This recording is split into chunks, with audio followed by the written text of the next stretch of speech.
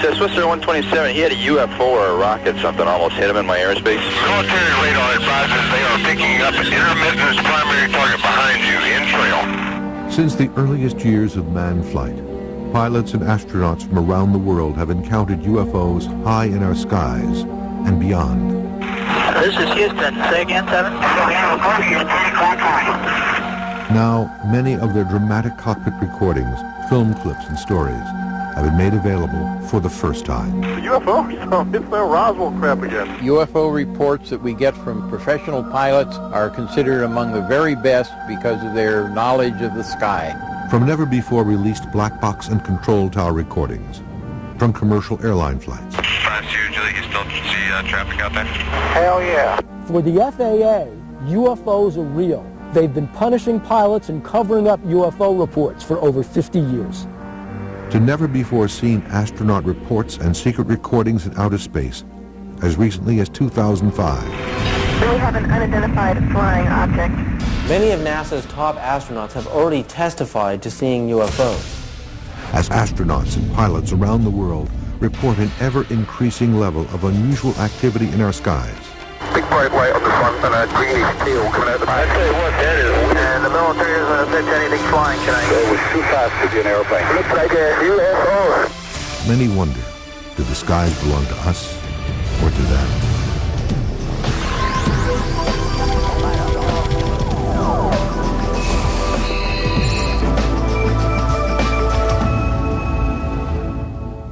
The report that was made last November 17th of a UFO spotted over Alaska attracted special attention.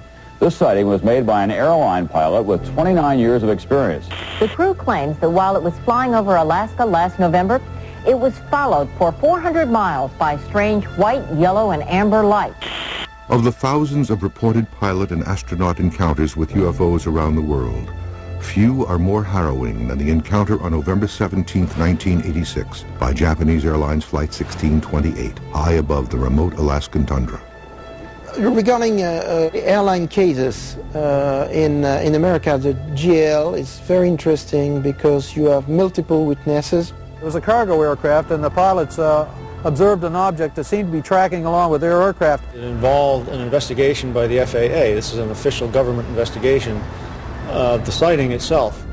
The events of that night were captured on tape. Spinner 1628 Heavy, military radar advises they are picking up an intermittent primary target behind you, in trail, I say again. The Boeing 747 cargo jet is on a routine flight from Paris to Tokyo, cruising at 600 miles per hour at an altitude of 35,000 feet. It heads towards Anchorage, Alaska to refuel.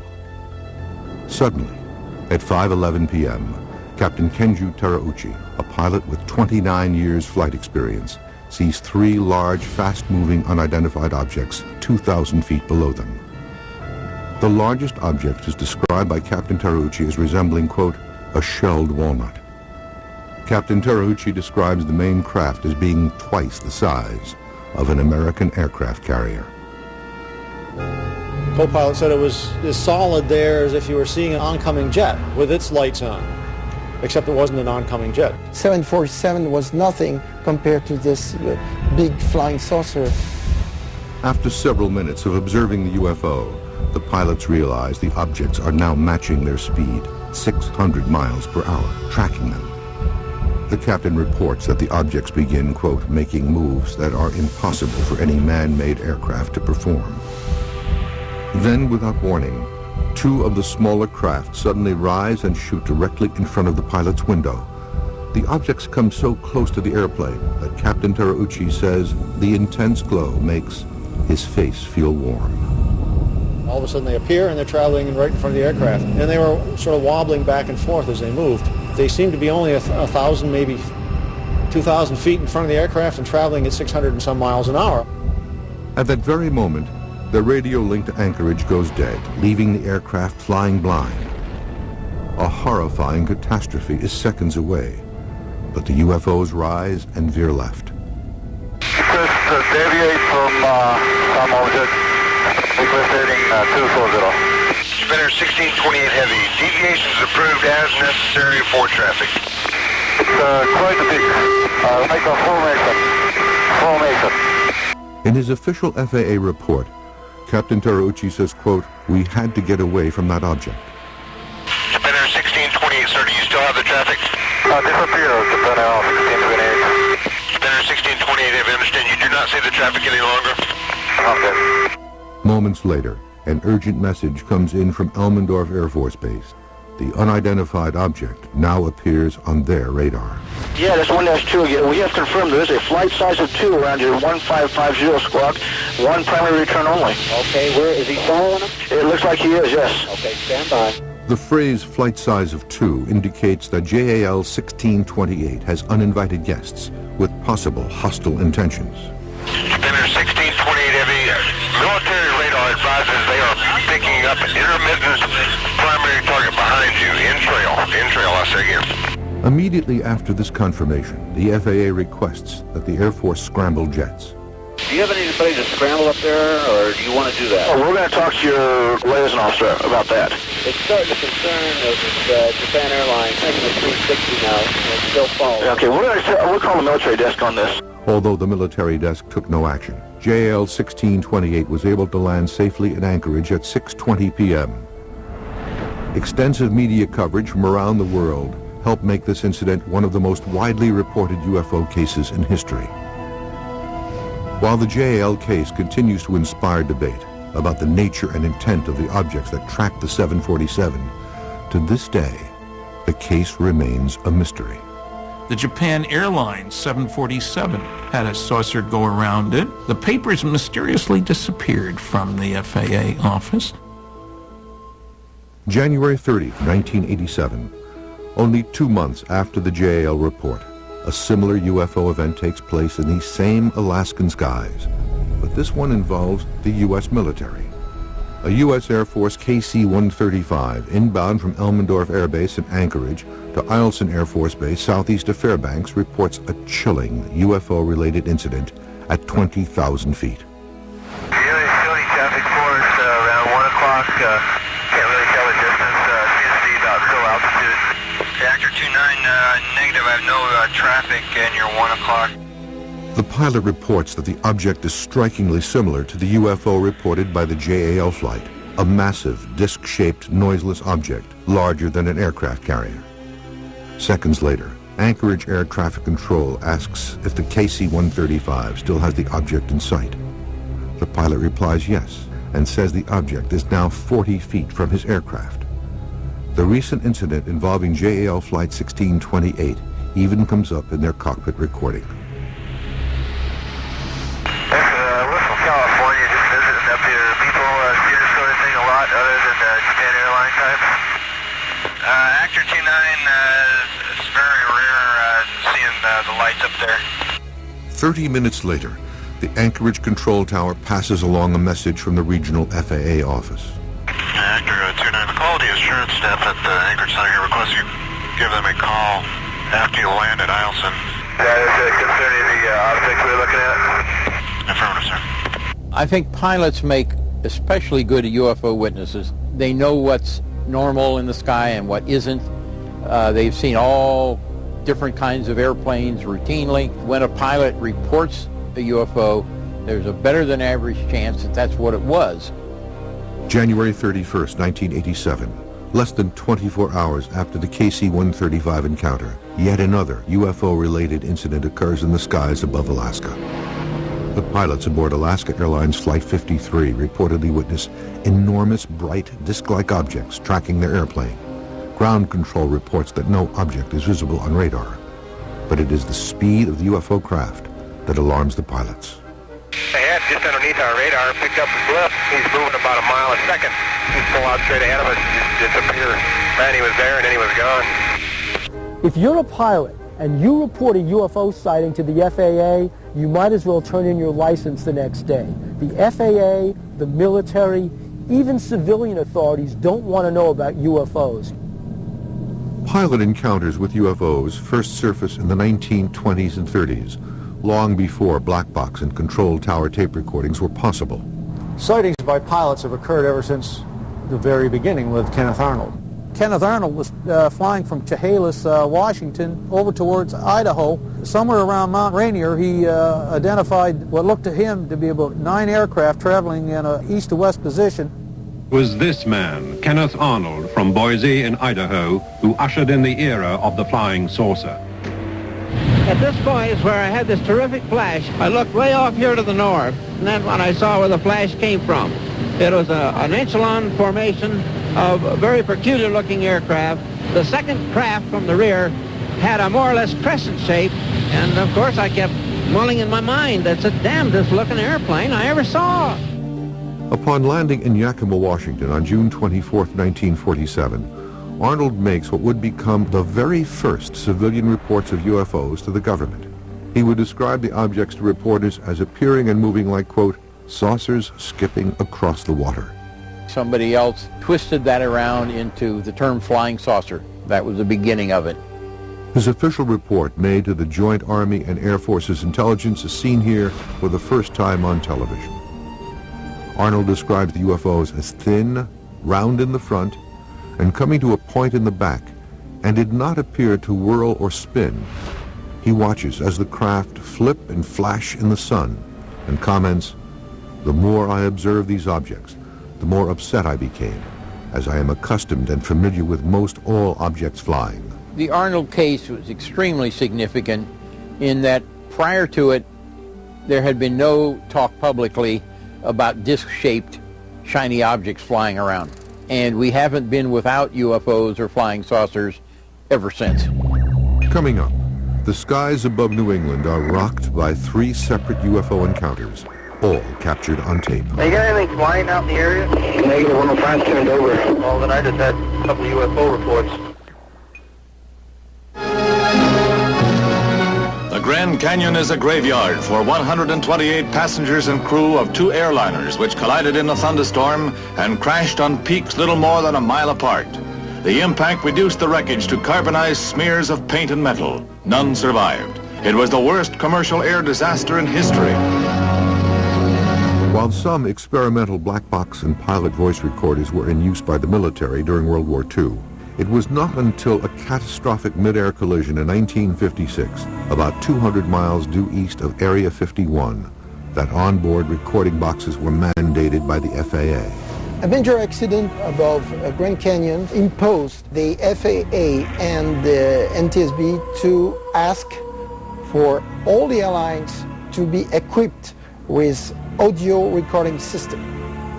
Since the mandate of cockpit voice recorders, hundreds of reports have been made of strange lights, near-miss collisions, and radar tracking of unidentified flying objects. 3 recent pilot recordings captured over New England have been obtained for this broadcast. They are presented here for the first time. One of the most fascinating cases is Lufthansa 405 out of JFK, November 18th, 1995, where they saw a UFO across Long Island. November 18th, 1995, while on a routine flight above Long Island, New York, Lufthansa Flight 405, an Airbus A340 out of New York en route to Frankfurt, Germany, makes a disturbing call to Boston Air Traffic Control. The pilots report an unidentified flying object passing within 3,000 feet of their plane. It should be on our tail about 10 minutes. We passed it just 1 minute ago and it was looking strange. The UFO is described as a long cylindrical object with a white light on the front and a long green comet tail. The strange UFO is also seen by British Airways Flight 226, a 747 flying from London, and is just north of the object. The code name for British Airways flights is Speedbird.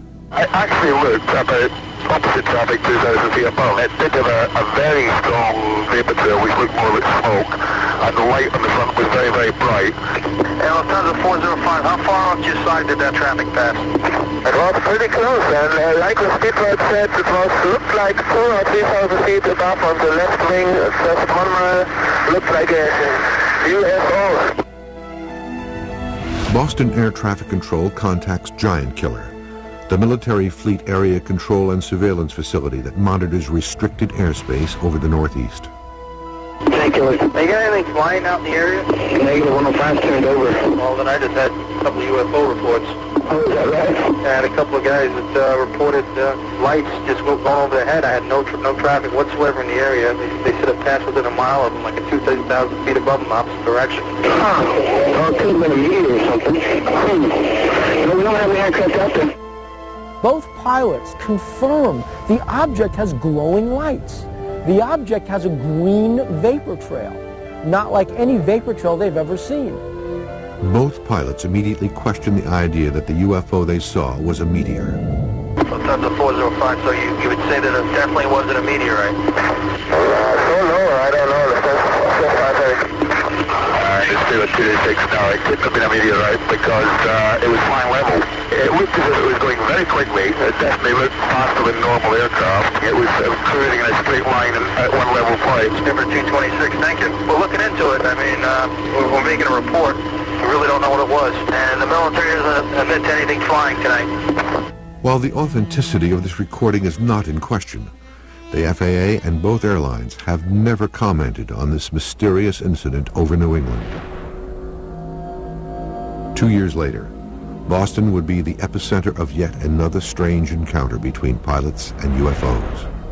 But this time, the encounter would result in a near-miss collision. The incident was captured on tape by the aircraft's black box recorder. August 9th, 1997. Swissair Flight 127 is a jumbo jet en route to Zurich, Switzerland. Pilot Philip Boulbet and First Officer Kurt Grunder are at the controls. At 23,000 feet, Boulbet will later report that his visibility was excellent with no haze and a clear blue sky, until an unidentified craft enters the plane's airspace. The pilot immediately contacts Boston Air Traffic Control. Swissair 127, go ahead. Yes, sir. I don't know what it was, but it just over to like a couple of hundred feet above us. I don't know if it was a rocket or whatever, but incredibly fast, opposite direction. It was too fast to be an airplane. Later in his official report, Boulbet will describe the UFO as a bright white cylindrical object with no wings, similar to a white shark. Aviation writer Don Berliner filed a Freedom of Information Act request to obtain the FAA audio and written records of this incident. The Swissair case is significant because the object that was described is quite unusual, and the people reporting it have excellent credentials. These are veteran airline pilots. Moments later, the Boston Control Tower contacts another sector operator who is about to take over the flight. Hey, Chris, Swissair 127, he had a UFO or a rocket, something almost hit him in my airspace. UFO or a rocket almost hit the Swissair 127? Went right above him, about 200 or 300 feet. The pilot's official incident report classifies the object as a UFO, categorizing its shape, color, and speed. However, the NTSB and FAA concluded the object seen by Swissair 127 was a weather balloon launched by the military at about the same time. These are not the kind of people who would be fooled by weather balloons, because these are fairly common experiences among airline pilots. It's really hard to mistake a weather balloon for much of anything else. These eerie sightings of UFOs are not isolated to the Northeast. In fact, sightings of UFOs by pilots have been reported across the country. On February 28, 1996, the skies over the Midwest are rocked by simultaneous reports of frightening airplane-like objects moving at incredible speeds. This case involves two commercial aircraft, Air Shuttle 5959 en route to Cleveland and Mesaba 3179, a Dash 8, heading from Detroit to Pellston, Michigan. This event was recorded by the Cleveland Tower. Cleveland Tower gets a report from an air shuttle flight coming out of Detroit that they've picked up a strange light very close to them. Nobody can figure out what the light is. Hey, Cleveland, SL5959, we see traffic out there 12 to 1 o'clock, lower altitude. Do you have one later? Air Shuttle 5959, that's a negative, sir. I don't have anything out in front of you. Can you get an estimate on an altitude on him? We're in between layers here. I'm going to estimate 2,000 feet below us maybe, and sort of pulsating right about, I don't know, 10 miles down. Is that northwest of Detroit? Did you see that light? Yeah. Well, that's what I saw, a real bright white light, sometimes flickering underneath the cloud. Two reports from two separate aircraft. and both pilots described the same bright pulsating lights between the cloud layers. Cleveland Air Traffic Control questions if the light might be a landing beacon. Air Shuttle 5959, is that traffic that you saw earlier? Do you see him out there any longer? That is Shuttle 5959. That's permanent. I don't know if we'll get closer to it or what, but it looks like a rotating light around it, like a frisbee type thing that's going around it.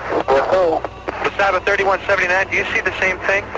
Sir, I saw it coming out of Detroit. I wondered, all I saw was just a couple real bright flashes of light, but it looked like it was underneath the cloud deck to me, maybe 10,000 feet. Well, would you think it might be like a reflection, maybe perhaps off a beacon that for some reason it's just one of those weird things, natural phenomena that you're getting a reflection? Because I got nothing out there. There's definitely a distinct whitish, well, there's looking a little red and greenish light sort of pulsating, and it is constant. It's not a beacon. The Cleveland Air Shuttle hangs a Huey, goes under the light, and now is looking at the light from underneath and says, absolutely not, Cleveland. We're seeing the light above us, probably at 5,000 feet.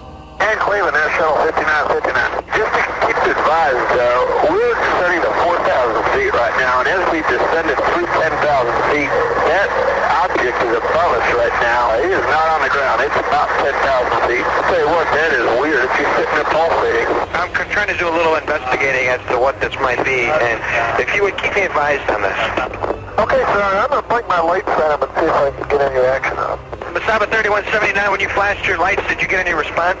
It appeared to, sir. Okay. A double pilot sighting caught on radio that you would never hear because the media never covered it. Coming up, another UFO double confirmation, this one involving an America West jetliner and NORAD. This guy definitely saw it run all the way down the side of the airplane. It's right out of the X-Files. And later, we'll analyze evidence of UFO sightings during NASA's Apollo moon missions. On May 25, 1995, an exceptional UFO-related event occurs more than 7 miles above Earth. An enormous, fast-moving UFO was witnessed by an America West Airlines crew. What makes this incident a watershed in black box recordings is that it is one of the first on record to reportedly involve a government agency, NORAD, the government's watcher of the North American skies. This 1995 America West Airlines case, the government got involved briefly. Somebody with air traffic control told the crew, one of the crew members, that they had been in touch with NORAD, which had briefly confirmed radar tracking of something in the area and then later denied it.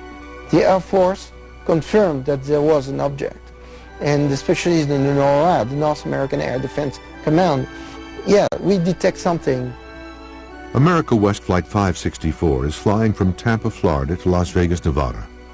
Captain Eugene Tollefson and First Officer John Waller are in control, cruising at 39,000 feet above Bovina, Texas. All is normal until 10:25 p.m. when the pilots see a UFO just below them at 30,000 feet. The actual recordings between Flight 564, Albuquerque Air Traffic Control, and NORAD were recently obtained by the History Channel. Okay, Cactus 564, say again. There's nothing on the radars on the other spinners at all on that particular area, that object that's up in the air? It's up in the air. Affirmative. What's the altitude about?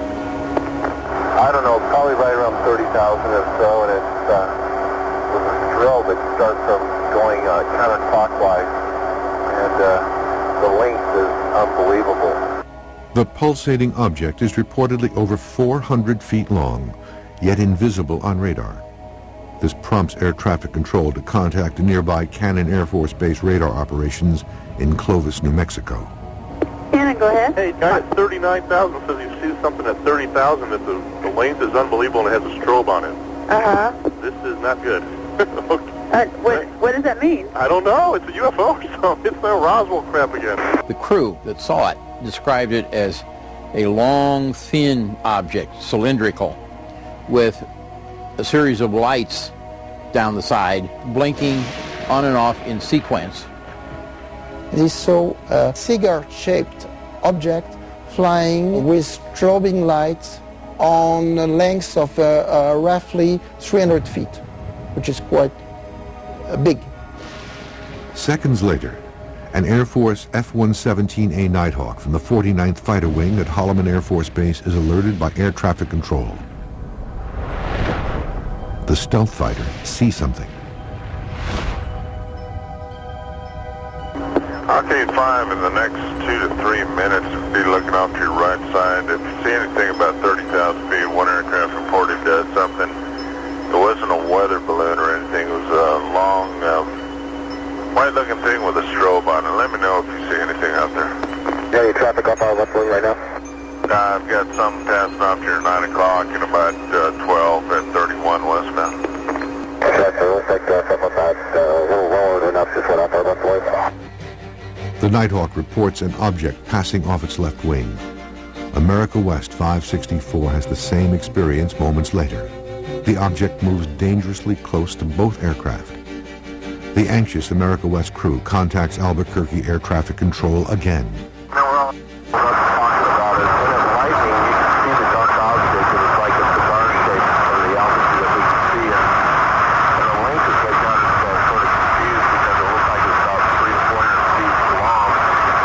So I don't know if it's a wire with a strobe on it, but the strobe would start from left and go right, counterclockwise. And it was pretty eerie looking sight. The object suddenly disappears from Flight 564's view. Then a concerned Albuquerque Air Traffic Control contacts NORAD's Western Air Defense Sector headquarters at McCord Air Force Base in Tacoma, Washington. I've got something unusual, and I was wondering if you all happen to know of anything going on out here. I had a couple of aircraft reported something 300 to 400 foot long, cylindrical in shape with a strobe. Oh. At 30,000 feet. We don't have anything going on over there that I know of. This guy definitely saw it run all the way down the side of the airplane. It's right out of the X-Files. I mean, it's a definite UFO or something like that. But I mean, y'all are serious about this. Yeah, he's real serious about it too. And he looked at it, saw it. Holy. 13 minutes later, Albuquerque Air Traffic Control checks in again with NORAD. Only this time, NORAD has something. We had someone call here earlier about a pilot spotting an unidentified flying object. Yep, that's us. Okay, well, hey, we're tracking a search-only track kind of up where that might have happened. We've been tracking it for about 3-4 minutes now. According to the official report, NORAD has denied this incident in writing. These were experienced airline pilots. They'd been flying thousands of hours. They were familiar with the sky. When they say something, you have to pay more attention to it. Coming up, the complete and uncut film of a dramatic 1979 UFO event over New Zealand. Here's the best image right in there. And later, what did astronaut Catherine Coleman aboard Space Shuttle Flight STS-73 really see on October 21st, 1995? We have an unidentified flying object. A Melbourne, Australia television reporter said his crew filmed UFOs for 7 minutes Saturday night over the eastern region of New Zealand's South Island.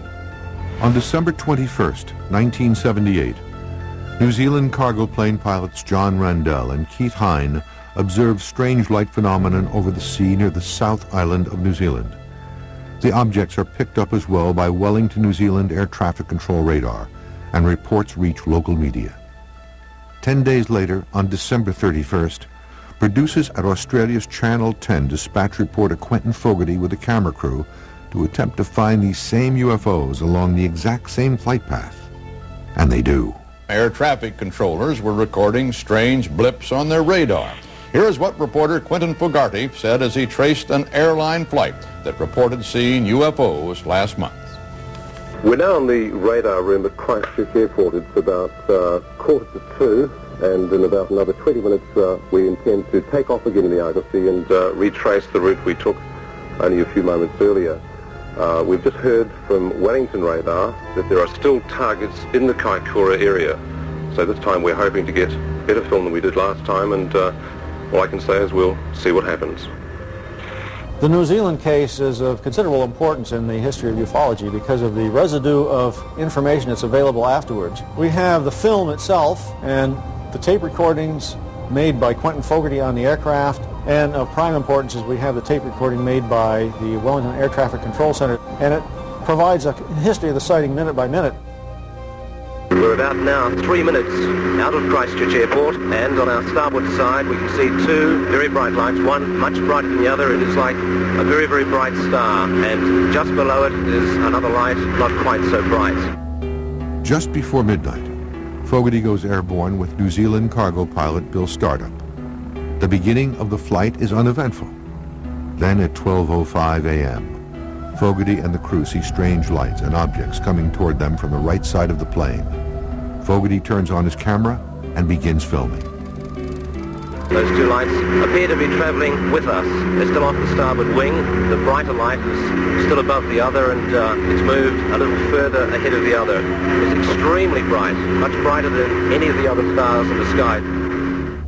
Ground radar observes these objects, and the control tower confirms the sighting and records the conversation.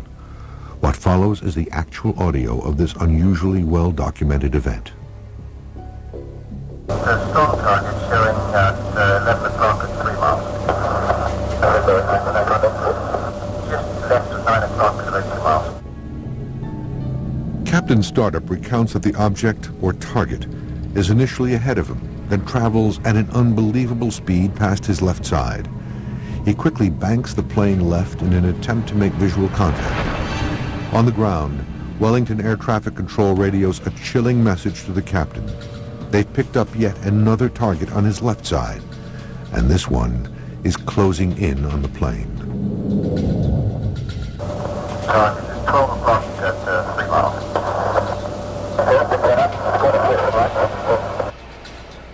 I'm now looking over towards the right of the aircraft, and we have an object confirmed by Wellington radar. It's been following us for quite a while. It's about 4 miles away, and it looks like a very faint star, but then emits a very bright white and green light. Captain Startup is able to get close enough to determine that the object is an array of bright blue lights pulsing at a rapid rate. To his shock, the object has gotten bigger. There was an interesting radar event where the some object got so close to the aircraft it looked to Wellington radar as if the aircraft radar target image had doubled in size. Strong target, right in formation with you now. Your target has doubled in size. The double-sized target continues to appear on radar screens for 36 seconds, then returns back to normal size. Yeah, blue lights right there. This is the object which was apparently traveling along with the aircraft. It was picked up on aircraft radar. Dr. Bruce Maccabee received a 16mm copy of the Argosy UFO film directly from the Australian TV network in 1979.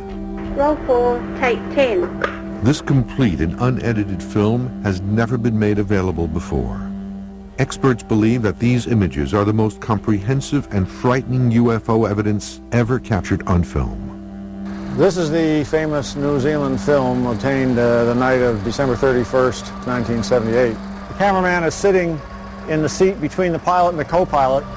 The image is dancing around because he was carrying it on his shoulder. They saw this light to their right. And this light, as time goes on, will fade in and out, takes on various shapes. This is the flashing light that you have to slow down and look at frame by frame to see what happens. When he goes from very bright white down to dim orange, you can see the image went over to the side, then he turned the camera a little bit in order to pull it back into the center. That other target that has been following us has now been joined by two others, so we now, at this stage, have three unidentified flying objects just off our right wing, and they've been following us, or one of them's been following us now for probably about 10 minutes. I, for one, am hoping really that we've seen enough tonight, and the rest of our journey back to Blenheim will be uneventful. I think I've just about had enough of UFOs for one night.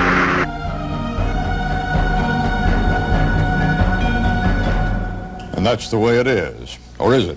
Monday, January 1st, 1979. This is Walter Cronkite, CBS News. Good night. Coming up, while the Apollo 11 astronauts were the first men to set foot on the moon, they were not the first to make reports of sightings of the unknown in outer space.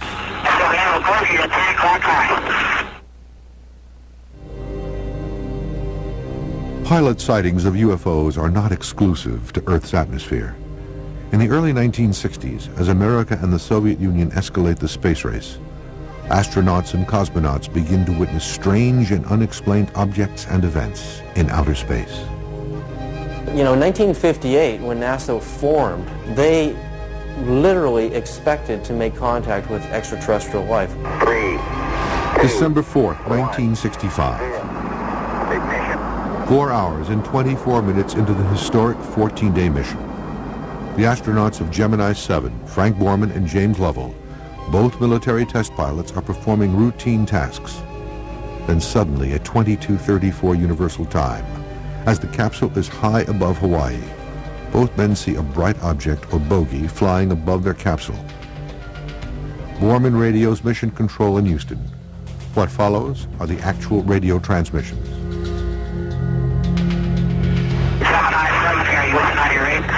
Last clear. 7, go ahead. I'll call you at 10 o'clock high. This is Houston. Say again, 7. I'll call you at 10 o'clock high. The recording suddenly ends. NASA insists the sighting is Gemini's Titan booster rocket. Lovell replies that he can see the booster as well as, quote, several actual sightings. I remember hearing this on my car radio, talked to NASA, and they confirmed that that was the phrase used, we have a bogey in sight. In NASA's official Gemini 7 mission report, published in January 1966, no mention is ever made of the infamous bogey recording. Neither Lovell nor Borman have ever commented publicly on this message. But as far as the American public is concerned, NASA denies the very existence of UFOs they've been covering up since the dawn of spaceflight. From the early years of the space program, NASA was beset with sighting reports from astronauts. September 13th, 1966. Gemini 11 astronauts Richard Gordon and Charles Pete Conrad see something strange on their 16th revolution of Earth, 27 hours and 47 minutes after takeoff. Conrad radios ground control. He reports he has just seen an unidentified object about 50 miles downrange. It is metallic and revolving at more than 1 revolution per second. He then pulls out a camera and snaps 3 photographs. It drops down in front of them before quickly disappearing. Seen here are the actual photographs taken by Conrad aboard Gemini 11. And NORAD said that the only thing that they could imagine it was a booster from a Russian satellite. The NASA people threw out the NORAD explanation almost immediately. The Gemini 11 case is the only one that NASA considers to be unidentified. Gemini 11, however, was not the last NASA mission to have alleged encounters with UFOs. In fact, more and more UFO sightings were reported as Gemini opened the door to the Apollo program. The Apollo astronauts in particular were trailed by UFOs. It is alleged that Neil Armstrong, saw UFOs. Many of the astronauts did, but they won't talk about it publicly yet, but they might. Listen, Tranquility Base here. The Eagle has landed. The famous Apollo 11 mission reportedly experienced objects tracking the capsule, as well as objects that were photographed by the astronauts on the lunar surface. 4 months later, on November 14, 1969, Apollo 12 commander Pete Conrad reports back to NASA that he sees an unidentified object out his window. An object which is in the same place all the time but appears to be tumbling. Well, we've had it ever since yesterday. It just seems to be tagging along with us. While the object is widely considered to be debris falling from the booster, many researchers remain skeptical. They suggest such an object would be incapable of tracking a fast-moving space capsule for an extended period of time. As the Apollo missions open the door to the space shuttle program, experts are convinced the door was also open to an increased level of UFO activity in outer space.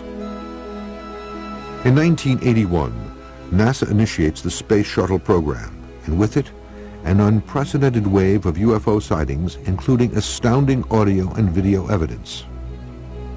One highly controversial recording emerges from STS-29, a Space Shuttle Discovery flight on March 13, 1989. Astronaut John Blaha reports the sighting of something unusual. One of the NASA transmissions that wasn't successfully sanitized, back in 1989, one of the astronauts on a space shuttle said, "We're still looking at the aliens." It was as plain as day. The following recording was reportedly intercepted by a ham radio operator in Maryland.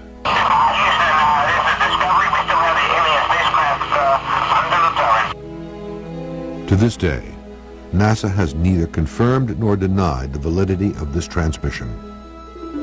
The space shuttle has two radio channels. One is a public channel that we all hear when NASA is broadcasting. We can hear what the astronauts are saying. The other channel is a Department of Defense encrypted channel, and that's where I believe the real conversations are going on. The new millennium ushered in more UFO sightings by NASA shuttle crews. One extraordinary recording occurred aboard Space Shuttle Flight STS-73. Mission specialist Catherine Coleman sees something curious on day 3 of the routine 15-day mission. This is October 21st, 1995. We have an unidentified flying object. And nothing after. I mean, there she is. Catherine's just floating around in there. And that's where I believe they went on to the Department of Defense encrypted channel on the space shuttle, and they continued the conversation. Researcher David Sereda has been studying unusual phenomenon in outer space for over a decade. It is his theory that NASA continued recording, but on a secret frequency, leaving us with more questions than answers. We have an unidentified flying object. Even recent shuttle missions have had eerie reports and sightings of strange objects.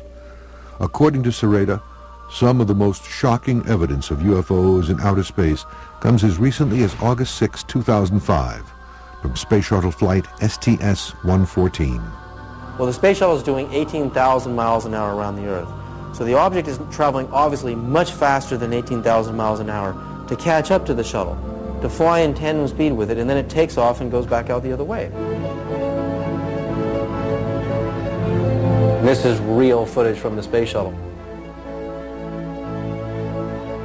Even considering that it may be just a few miles away from the space shuttle is obviously a very large UFO.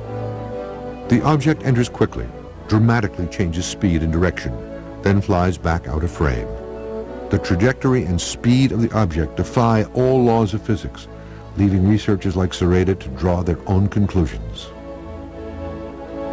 When you zoom in on video frames or any digital media, you get pixelation. So some of the rectangular shapes you see are pixels, but notice also you can see the round aura of light around it. So you can still differentiate shapes within the pixels. There's no way that's dust and debris. There's no way it's another satellite. When you go through process of elimination, you know that what we're seeing in STS-114 is truly a UFO. There's really nothing else out there like that. Since NASA does not comment on the topic of UFOs, the authenticity of space recordings and sightings cannot be officially confirmed, which leaves many questions unanswered. UFOs constantly trailed our spaceships around planet Earth, the space shuttle, but more importantly, all the Apollo, the Project Apollo spacecraft on the way to the moon. I think a lot of astronauts are going to start coming forward and testifying to what they have seen. My impression is the guys who go running around saying the NASA stuff proves something are hyping it. As Earth's airspace grows more and more crowded each day and more people than ever take to the skies, is it possible that reports like the ones you've just seen will continue? There are reams and reams of official reports by commercial aircraft, by private aircraft, and military aircraft about pilot encounters. Even if, while we're sitting right here in California, a UFO turned up over Santa Monica Bay, you probably hear a great explanation of how it was a reflection of the sun behind the cloud. So many reports from so many experienced pilots of strange phenomenon and frightening encounters with UFOs since the beginning of manned flight. As our pilots fly through Earth's atmosphere and further into space, many continue to wonder, do the skies truly belong to us or to them? 3179, we got a passenger taking a picture of it right now. Right. Looks like a UFO. 500,000 acres of land, thousands of workers, billions of dollars in development, schools, stores, movie theaters, and still no one knew it existed. The biggest American secret of all time is now uncovered. Hidden cities dedicated to the race for the first atomic bomb, the Lost Worlds, next on the History Channel.